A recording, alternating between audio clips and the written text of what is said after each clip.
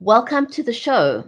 This is episode 1 of the conversation live with Sky Women, women who have fallen victim to various kinds of scam. In some instances, some of these ladies have lost millions. And if you think that you are immune to being scammed, you may want to listen to what these women have to say. Some of their stories are quite sobering. Don't go away, we'll be right back.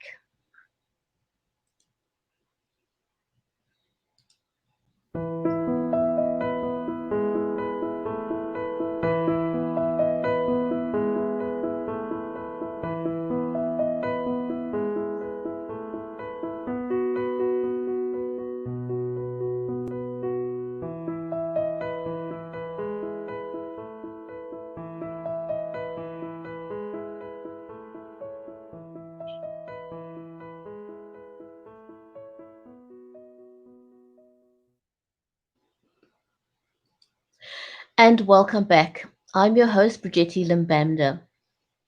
Sky Woman is an NPO formed by Louise Haynes, who researched various forms of scams over the last 3 years. And one of its key focuses is education and empowerment. Louise discovered that victims selected by scammers are generally single women, they're middle-aged and or business owners. Scam artists are professionals with a very thorough selection process. They've got access to spyware, they disguise their accent, they use fake profiles, and they generally steal the identities of other people. It could be yours. They come across as genuine, sincere, and they usually create a fake profile that is fairly high profile, or so it may appear. And the way they operate is that they create a trust relationship with their victims, and then things move forward very quickly. Generally, it's something like there's a crisis that's happened, such as an immediate surgery, or they say that their bank accounts have been hacked. And this is all an attempt to avoid meeting the woman that they are scamming in person. After that, the chat becomes urgent. They first ask for a small amount of money, and then the larger sums are required for all kinds of nefarious reasons. By this time, the victim is emotionally involved with her scammer. Loans with interest are promised as soon as they meet. Sometimes the scammer gets aggressive and questions the trust and the integrity of the victim. They ensure that victims, and this is the key thing, they ensure that victims become distanced from their friends and their family, because if they knew about it, they would alert them to the scam.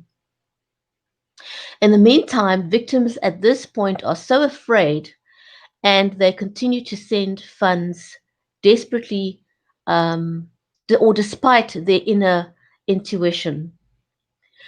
The victims, as a result, usually lose everything, including their savings, their cars, their homes. The problem they face is that the police are often unsympathetic and they lack in cyber fraud training. So Sky Woman has formed a support group for women who've been scammed. So I invite you to join us as we share their stories. Today's guest is Gillian Goldman-Bentley.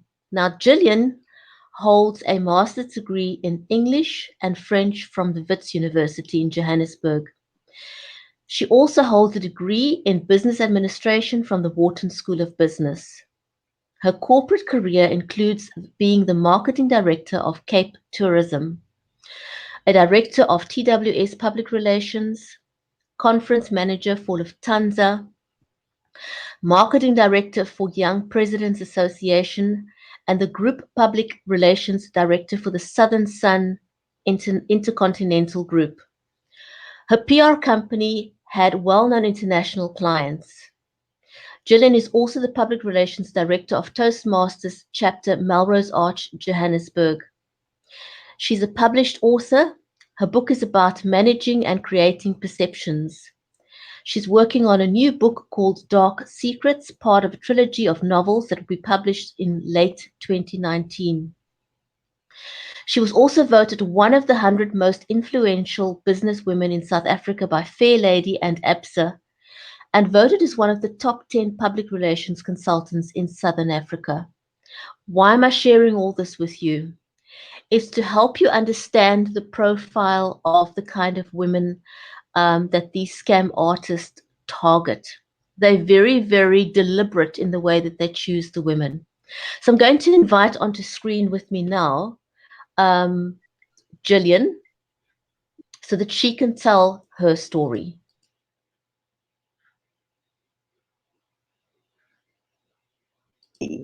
Sometimes welcome to the show, Gillian. Thank you. Thank you for inviting me. It's a big pleasure. So, Gillian, you have fallen victim to one of these scams. How did it happen? Tell us your story. Unfortunately, yes, it's the truth, and in telling it, I can hardly believe it happened to me. After 30 years of being quite a savvy businesswoman, it so happened that I was vulnerable closer to a Christmas period. That's 18 months ago. And I got a Facebook request from somebody who was allegedly Italian, living in Camps Bay in Cape Town, and seeking a friend. So, unlikely as it seemed, I did accept it. And half an hour later, the person actually called me. And I asked how he got my number, and apparently the IT person who'd set up the social media profiles had included my telephone number, which was a big mistake. At any rate, I engaged with a series of chats with this gentleman who didn't sound at all Italian, nor was his name Italian. Nevertheless, he told me he was importing exotic cars and on his way to Rome for his son's wedding.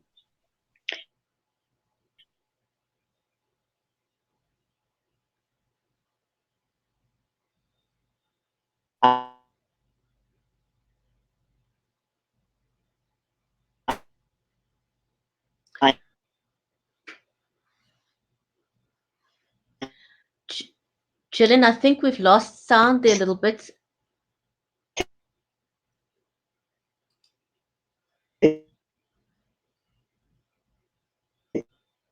That was good. He was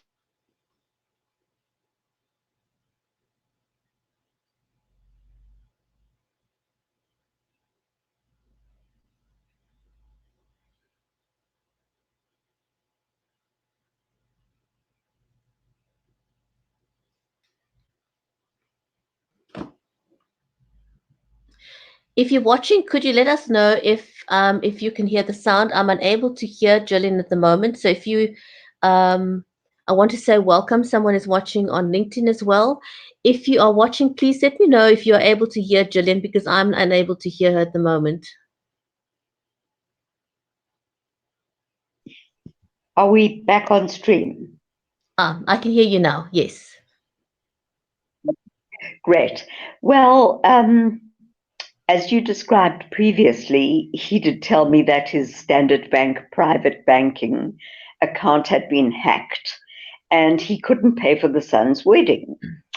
So he asked me, as you said, for a small amount to get to Sicily where he could borrow the money to pay for the wedding. I did question his integrity because he was supposed to have a lot of wealthy, well-connected friends, and he said nobody was available. At any rate, reluctantly, I said, I don't know anything about you. I've never met you. I don't have any contact. I don't know your home address. This is just giving money away. And he did start that aggressiveness about trust and so on. And I'm to be his future wife, and I must trust him. Anyway, reluctantly, I did send the amount of money. which gradually, as you have mentioned, became more and more, and many, many difficulties happened about his return to South Africa. I, in fact, don't think he left Cape Town at all. This was all just a setup. And it was so cleverly set up that when I blocked him on various occasions, he called me from a telephone number which did have a Rome prefix. So this is just how smart. And when I objected to the amount of money that I couldn't afford it, he said too much to give me. He would be paid with any amount of interest, and he was about to return. The climax came when he was caught boarding the flight, apparently, with large amounts of cocaine. And he told me the fine in Italy was 25 years in prison. Stupidly, I said, well, perhaps I could sell my new Audi car to pay the fine, which I did. I then must believe I went into some lunatic behavior, because after that, I also sold my jewelry. And naturally, my business was not doing well because my attention was taken up by assisting this person who I'd never met. At any rate, I then got into financial difficulties and was forced to sell on auction my beautiful apartment in Melrose Arch. Predictably, my friends and family were just unbelieving of this chaotic situation, which is hard to understand, I do agree. But they do hold a sort of hypnotic effect on a person. And because of the frequent calls and your inner intuition, which tells you that people will say you are being taken for a ride, you're a fool, you don't really share your thoughts with other people. Well, the sad story is that I ended up homeless, jobless, and friendless, and eventually camped out in police stations and hospitals. The social worker at one of the hospitals in Johannesburg found me a shelter in Onsterpoort in Pretoria, where I ended up and spent 10 months. If it had not been for a psychiatrist who suggested I give Louise Haynes a call from Sky Women, I guess I would still be at the shelter. Louise arranged for me to be transported from there and into somebody's home in Johannesburg. It has really, really been a terrifying time, because when I did try and lodge several police cases with the Norwood police station, they told me that nobody held a gun to my head, and I was myself to blame for my predicament. And they also said to me that they were not debt collectors. So eventually, after seeing the station commander, they gave me a case number and referred it to commercial crime, because the amount involved exceeded 7 million rand, which in anybody's currency is a lot of money. And in my small boutique business, sank me. And of course, that's not even what it does to a person emotionally, having to sell all your belongings and everything just to survive, really. And it's surprising to learn after my PR association with Sky Women just how many women worldwide, and in particular in South Africa, have been victims of this cyber fraud. We don't get much sympathy from people who find it very, very hard to believe that you hand over well-earned money to a complete stranger. But I must tell you, their story is extremely professional and very convincing. And I think I'm a skeptical kind of person, but I bought into it and lost everything. Gillian, if we have to unpack your journey, as you know, as one of the women who have been targeted by this very, very professional crime syndicate, what could you have done differently? What was it that prevented you from seeing that you were being scammed, before it was too late? What is your advice to someone watching this? What would you say to them? Well, I do think really that any invitations that are sent via Twitter, Instagram, or any of those social platforms should be thoroughly investigated. And then when I showed it subsequently to people who do know more than I do, the person had virtually no friends, no photographs, and said very little about themselves. And I've come to learn that that is a red light to a scammer. And somehow his profile was too perfect and his look was so professional and sophisticated. And in fact, a private investigator afterwards showed me the actual picture of the person, who was very, very different and married with 2 children and didn't live in Camps Bay but lived in the Strand. I hear these kind of people are not they are really called runners, and they are the people who facilitate the funds, and somehow they appear to be Nigerian and they end up there. I have attended to one of the top forensic people in this country. And I mean, the deposit is close to 125,000 Rand, with 5,000 Rand an hour after that to find the people. And that doesn't mean that they guarantee receiving any of the stolen funds. And of course, at this stage, I can hardly afford a loaf of bread. So that's out of the question. But they tell me that the sooner you alert somebody to a possible fraud, the sooner they can catch them. But I have to say the police are extremely unsympathetic. And it's only professional people such as psychiatrists and psychologists who seem to have seen this many times before. In fact, the gentleman I saw said I was the 3rd one this week he had consulted with on the same subject. And it does seem to be targeted at women, successful women, or apparently successful.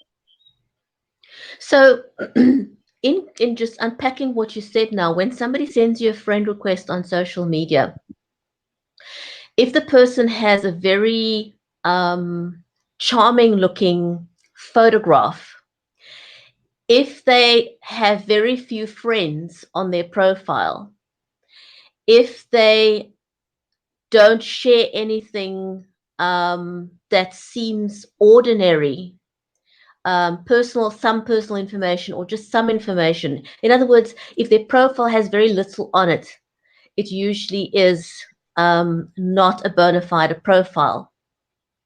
And often what they do is they will use photographs of military men. They will use photographs of professional business women. I know someone, for example, his picture is used daily. He spends a specific time every single day scouring social media to try and find where these people are using his photograph, because that's a very common practice for them to do. And so you want to be very careful if someone sends an invitation and you don't personally know them. What I personally do as a practice is when I get a friend invitation from someone and they seem to be connected to someone that I know, I will approach the person and say, do you know this person personally? And if they don't know the person personally, I will not connect to them. So there are warning signs, there are triggers. Another thing one could do is if you've received a friend request Send it to a few of your friends and say, do you know this person? Have you seen this person's profile? Don't try and do this on your own. And if in doubt, I think the golden rule, yes, if in doubt, don't do it. You're absolutely right, because when I think of the ramifications, what happened afterwards, and how hard it is to get back on your feet, having really lost everything, you can't be too careful. And I really only entered the social media arena because I was busy publishing my first novel, and they suggested publishers are more persuaded to publish if you have a strong social media following. So I guess, yes, it is my fault. I didn't do enough research, and nobody had heard of this person. And in fact, the person doesn't exist and doesn't even speak Italian. So the person whose name is Alan Craig is actually quite a famous baseball player in the United States. So it was all a predictable, silly story. But I kept on, I suppose, sponsoring the funds because I thought if I stop, I won't have any chance of getting a refund later, well, which I didn't anyway. So that is how you get caught in the cycle of sending repeat funds, because now you are hoping to get your money back, and it becomes almost like a drug. You have to keep doing this with the hope of getting your funds back, and obviously that never happens. So tell us a little bit about Sky Woman. What is Sky Woman about, and how is Sky Woman aiming to make a difference? Well, Sky Women was started by Louise as an intended support group, because truly there's more sympathy, I guess, for somebody who's been physically raped or robbed or had some kind of physical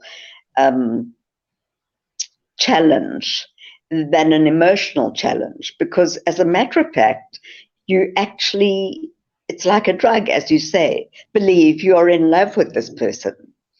And this person is coming to rescue you, although that was really the last thing on my mind. But Sky Women was formed to be a support group to alert women of the dangers of this. And you will be surprised as to the level of people who've come forward. It doesn't matter black, white, or social strata. It seems that people have been caught on all levels. I know somebody who's also been caught because they bought a dog that was advertised, and in fact there was no dog. Whose case is even more extraordinary. She had a friend request from somebody who's Spanish, lived in Cape Town, but actually is located in Lesotho, building some construction bridge or something. This is a 4-year relationship, which she will not believe is a scam. She has never met the man and has sent him thus far 16 million rand, including gifts and watches and all sorts of things. In return, he has sent her some sort of tin engagement ring, and she walks around telling people she is engaged. And this is a very, very, very savvy businesswoman who's terribly mean with her money. So it does affect anybody, really. One mustn't think one is immune, because if caught at a particular time when you're a bit vulnerable and you have time on your hands, you can be scammed. So, Gillian, what would you say to anyone out there, in particular any women out there who are currently finding themselves in a position where they realize they've been scammed? What is your advice to them? What can they do? they can check that person out.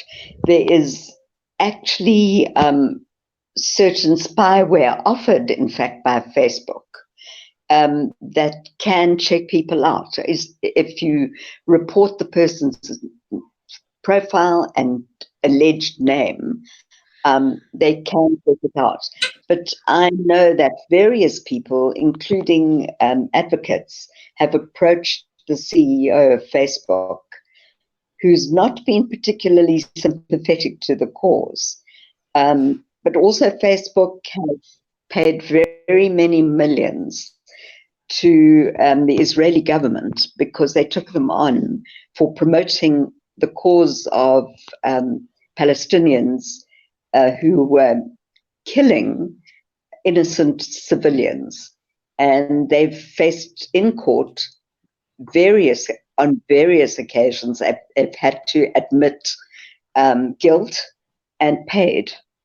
So this is different, true, but it's had a very, very damaging effect. In fact, many women who are a little bit less strong, let's say, have become suicidal, homeless, and that was really their life savings, and that was the end of them. Because I can promise you that one doesn't get too much support from one's family or friends, who are very skeptical and really turn the matter around and tell you are the one who's to blame. How can you give money to a complete stranger? I agree with that. And I do know that this has happened on dating sites as well. But I assure you that there are scammers whose day's work is to locate these people, track them down, and move the scam from a platform like Facebook or Twitter or Instagram to WhatsApp or to email, and make sure that they contact you very, very frequently, so that they know what you're doing at all times of the day and night, and what your likes and dislikes are. And it seems that they know you better than their own relatives. It's the most peculiar thing. And I was diagnosed, whether it's true or not, as having bipolar 2, where one has occasions, and this was a very severe occasion, where you feel invincible and you feel this has got to work out.